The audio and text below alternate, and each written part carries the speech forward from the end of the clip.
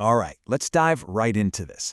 Because today we're unpacking a piece of historical medical evidence that is absolutely going to upend any assumptions you might have about pre-colonial African science. We're looking at an event that took place way back in 1879 in the Bunyoro-Kitara Kingdom, which is located in modern-day Uganda. It's a story of a surgical procedure so astonishingly advanced for its time that, honestly, it almost defies belief, especially when you compare it to what was going down in the surgical theaters of Europe during that exact same year. So prepare to have your historical paradigms totally shifted because we're about to explore nothing less than a completely unexpected medical masterclass. To really appreciate what we're about to talk about, we have to set a pretty grim baseline first. Back in 1879 Europe, a cesarean section was absolutely not a routine delivery method, not even close. It was a terrifying, absolute last resort, usually only even attempted to try and save the baby from a mother who was, tragically, already dying. Why? Because the maternal mortality rate hovered right between 80 and 100%. If a European surgeon attempted a C-section in 1879, the mother was almost certainly going to die from massive, uncontrollable bleeding or just horrific post-operative infections. I mean, it was essentially a death sentence. Now, what's really interesting about this next stat is the number itself, 100%. But wait, this isn't a mortality rate. This was the survival rate for both the mother and the child. And this was for patients undergoing that exact same highly complex abdominal surgery in the Bunyoro-Kitara Kingdom. Think about that for a second. While European doctors were losing almost every single patient they operated on, indigenous African healers were routinely performing this procedure and both patients were walking away perfectly healthy. So you're probably wondering how on earth is such a drastic difference even possible? So how do we actually know all the gritty details of this? Well, enter a guy named Robert Falcon. He was a Scottish medical student and a missionary traveler who journeyed into East Africa in 1879. Now, I want you to imagine Falcon as our ultimate fish out of water. He's this product of Western medical training, carrying all the standard assumptions of his era. And he gets invited into a medical hut to observe a 20-year-old woman who is experiencing a really difficult labor with her first pregnancy.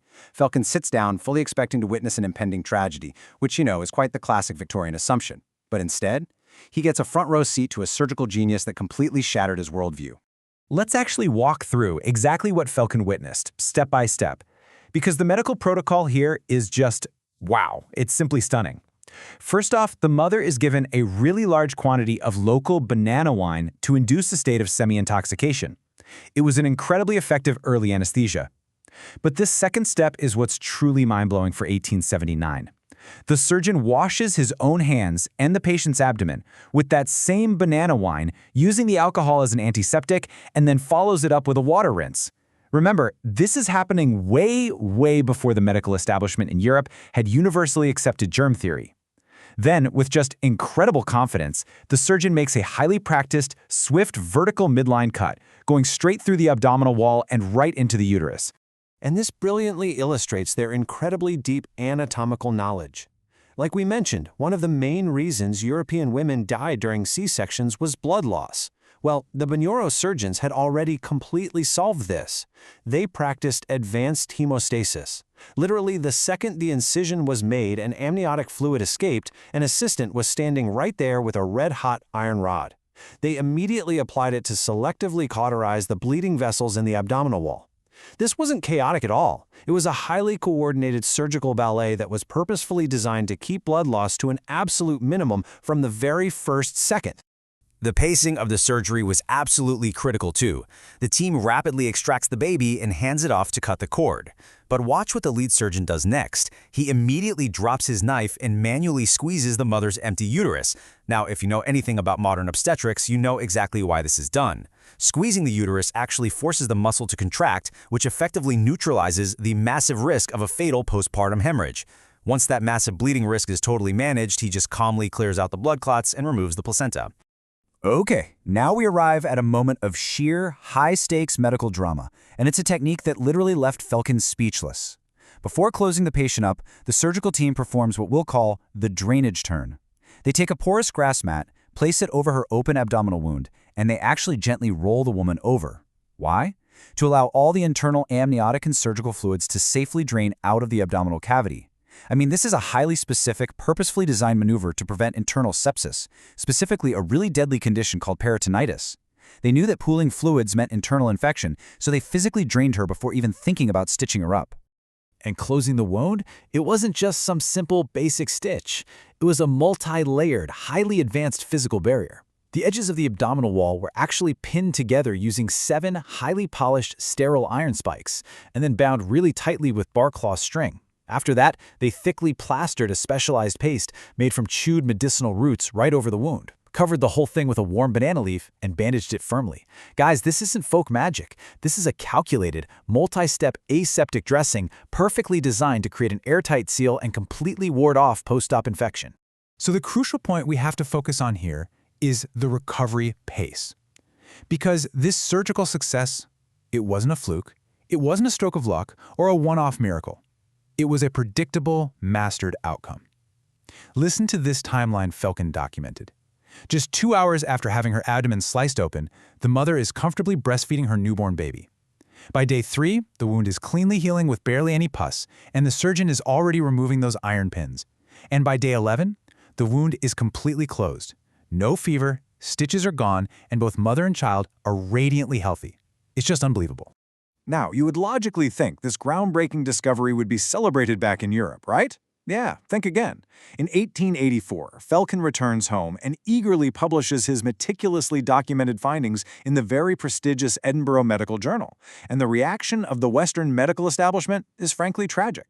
They react with absolute derision, intense scoffing, and sheer disbelief. The colonial mindset of late 19th century Europe simply could not process, let alone actually accept, that an African kingdom possessed a vastly superior surgical model. Let's move to and see how this builds when we put these two medical timelines side by side, because it reveals a really stark picture of medical history. On one side, 1879 Europe, germ theory is still being widely mocked or just completely ignored by many top surgeons. C-sections are an incredibly dangerous last resort, with mortality rates flirting with 100%. On the other side, 1879 neurosurgery. We see the highly effective routine use of alcohol as an antiseptic. We see a surgical procedure perfected over generations featuring cauterization, fluid drainage, and an intricate pinning system that saves both the mother and the child. It literally took almost another entire generation for Western hospitals to catch up and normalize safe, bilateral survival C-sections to this standard. And we have to be incredibly clear about the historical takeaway here. Because when Felkin questioned the Ugandan healers about where they learned this, they definitely didn't say they picked this up from some passing European traveler. Nope. They stated, completely matter-of-factly, that this procedure had been performed routinely by their ancestors since time immemorial. It was codified, it was passed down through rigorous oral tradition and strict medical apprenticeship. This procedure stands as an undeniable historical monument to the deep-rooted, highly advanced scientific heritage of pre-colonial Africa. Which leaves us staring down a pretty massive, definitely uncomfortable question to close out this explainer. If an entire medical establishment could read a detailed eyewitness account of a life-saving surgical masterclass and just dismiss it out of sheer colonial arrogance, well, what else did we miss? What other indigenous scientific marvels, medical breakthroughs, and incredible technological advancements across the globe were lost, ignored, or actively erased from our history books? I mean, it really makes you wonder how much richer human knowledge would be today if we had just chosen to look, listen, and actually learn. Thanks for joining me to unpack all this, and I really hope it leaves you as fascinated and curious as I am.